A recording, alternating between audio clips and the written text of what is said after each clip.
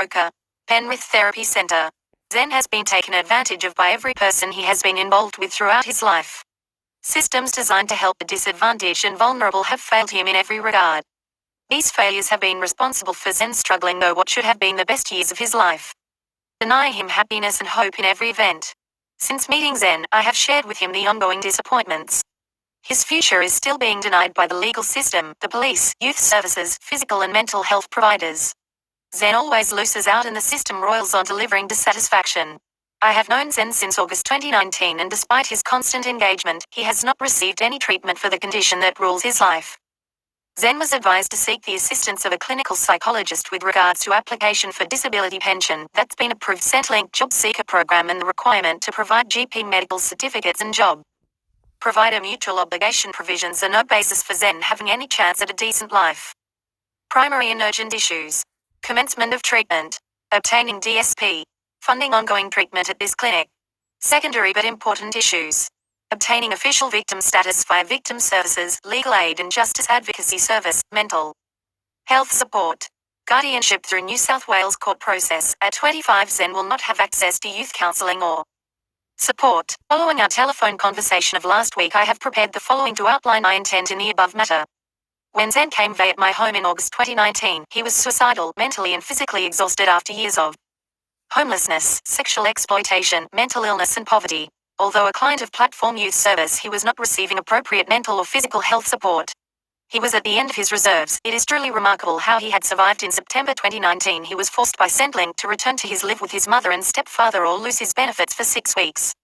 Zen's mother lives in a captive situation with a violent, abusive, controlling man from whom she cannot escape. The location is remote without electricity and reliable internet, grim and desolate. This visit lasted 2 weeks. Zen was assaulted twice by his stepfather. The stepfather was arrested and vowed to kill Zen. When he returned, Zen returned to my home exhausted. He had sustained a broken hand, kidney damage and multiple injuries. Zen was treated in Nepean Hospital and has returned on several occasions for ongoing problems arising from the assault by his stepfather. He was in an extremely vulnerable state. Zen started seeing a psychologist arranged by Platform Youth Services. The psychologist confirmed multiple mental health issues including dissociative identity disorder in a report prepared for victim service. The psychologist also prepared a report for the legal aid solicitor representing Zen at a bail hearing in Wellington, New South Wales. I took Zen to court. Bail was dismissed. However, the psychologist was convinced that it was inappropriate for Zen to be living with me. Zen, under duress from Platform Youth Services and Wentworth Community Housing, was duped into signing a lease on a unit. The unit is in a rundown block of flats, filthy and crawling with vermin, not fit for as a farm shed. The list of defects was never addressed. Although 7N's youth support worker had made the arrangements, he admitted that he would not live there. The only owner was the landlord. The flat remains empty months after Zen stopped paying rent. No one with any capacity would agree to live there. It is uninhabitable. As a result, Zen of this occupancy experienced a home invasion, physical assault, threats and persistent stalking and harassment. Zen also experienced financial hardship paying market rent and the anxiety of not being able to manage his independence. After some weeks, he was too afraid and too ill to stay in the place and returned to my home. Months later, he is finally recovering for a state of persistent anxiety. Shortly after, Zen was advised by his youth worker that his case had been reassigned to another youth worker at Platform Youth Services. Despite several attempts, no contact was made with his new support worker. Zen received an SMS requesting him to attend the office and sign a discharge. He did not sign it. Apparently, management had decided that Zen did not fit the profile of a viable client. He was dumped. Since September 2020, Zen has been seeing a clinical psychologist of his own choosing who has extensive experience with DID. Special funding arrangements have been found that allow Zen consultations every 10 days or so, his own decision. Zen's financial contribution is manageable. Zen has made progress since commencing treatment with this psychologist. 15th of October 2020. Centrelink. Disability Support Pension Officer. DSP application for Mr. Zen Lucas, aka Mr. Luke Davis, DO8, the 3rd of March 1997. I write as Mr. Lucas's treating clinical psychologist, providing documentation for his disability support pension application. Diagnoses and impacts. Post-traumatic stress disorder with dissociative symptoms, 309.81. Exposure to abuse, repeated. Distress and physical reactivity after exposure to traumatic reminders, avoidance of trauma-related thoughts or feelings, negative thoughts about self and feeling isolated in his experience, changes in arousal and reactivity including irritability or aggression, self-harm, difficulty concentrating and sleeping. Dissociative identity disorder, 300.14. 20 or more distinct personality states or identities, entailing a disruption to sense of self, sense of agency, behavior, consciousness, awareness, memory, perception, cognition, and motor function.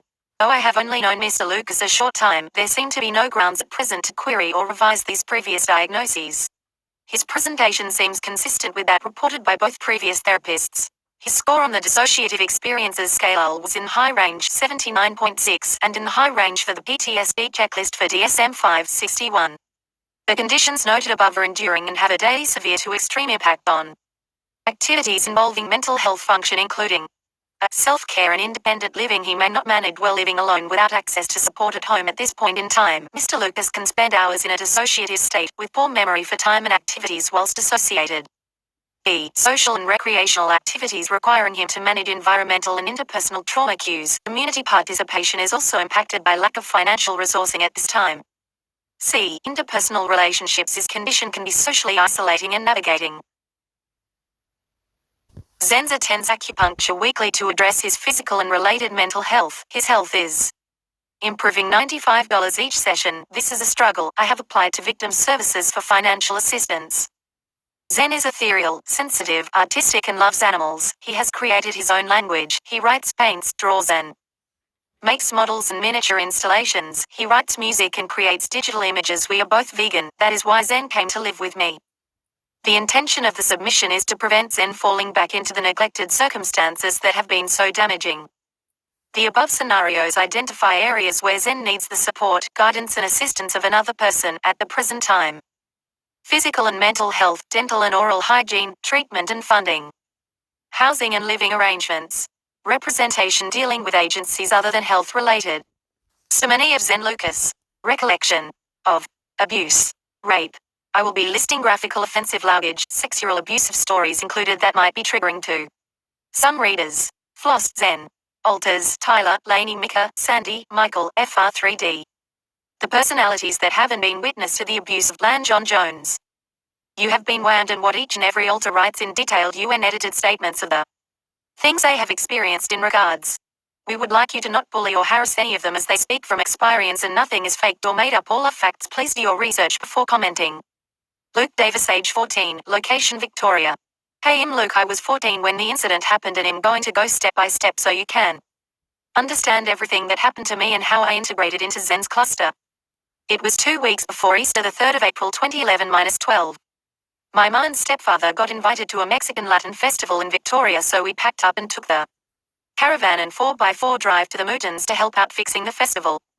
My mum was in charge of the food and cleaning and my stepfather was in charge of fixing cars and equipment. A couple of days passed until one night where my mum and stepfather didn't have sex for a while due to being in a small caravan, no privacy, and I was a light sleeper, so one night my mum asked me to hop into their bed so I could tickle my mom's back so she could go to sleep. Whilst I was doing that I fell asleep. Also I'm guessing a few hours passed and my mum was asleep and I woke up because there was something stuck in my back, so I tried moving it away but it was wet. I got confused so I turned around to see what it was. It was my stepfather sleeping nude and his penis hard was sticking out of the blanket. It was my very first time seeing a penis other than my own, so I decided to push him away as it was gross and he woke up and asked what I was doing. So I told him that it was hurting my back, so I decided to move it away from my back and then I said it's gross. He was curious and asked if I'd like to touch it again. I said no thanks and tried to go back to sleep. He then whispered in my ear and said please he'll help me get back to sleep. I was like, Kando, you just go to sleep, and he said I had to rub it because if I didn't then he couldn't sleep, and said that I tickle my mom's back. Why can't I do him a favor? He then bribed me with letting me play my PSP anytime tomorrow, no chores. He also said that HES seen me rub myself too and he said you wouldn't want your mum to know, would you? I said not, so I had to give him a rub. He asked me to push his foreskin down and up slowly then faster. He said to me to be quiet as he didn't want mum to wake up. He then climaxed and came all over my hands. He asked me to wipe it on the blanket and asked me to go back to sleep. He said thank you and asked me to keep this a secret.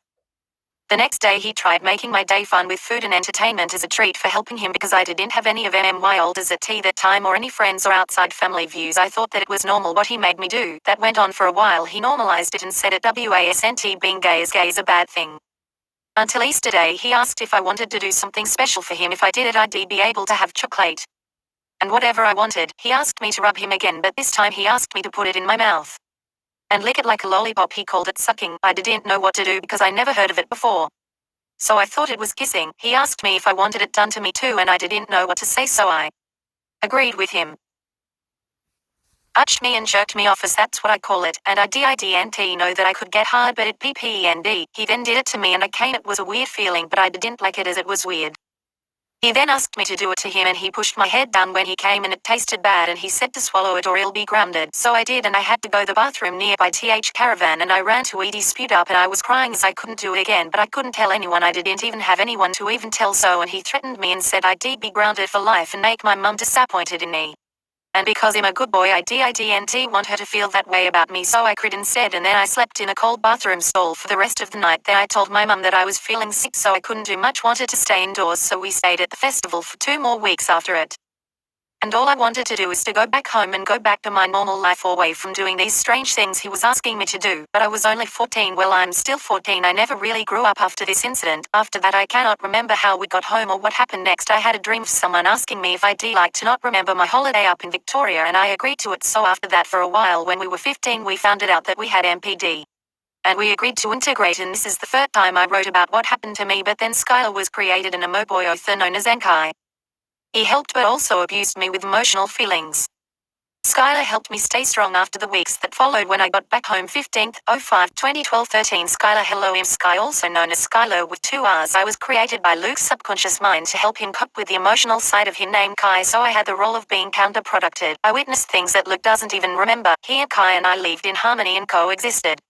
The connectance with HES stepfather stopped and we thought that it was over until HES mother had to go back to work, leaving her son with HES stepfather or our stepfather. While HES stepfather knew it was safe to act upon asking Luke to touch him again, he jumped to the moment and thought of Luke's hand on him. He begged.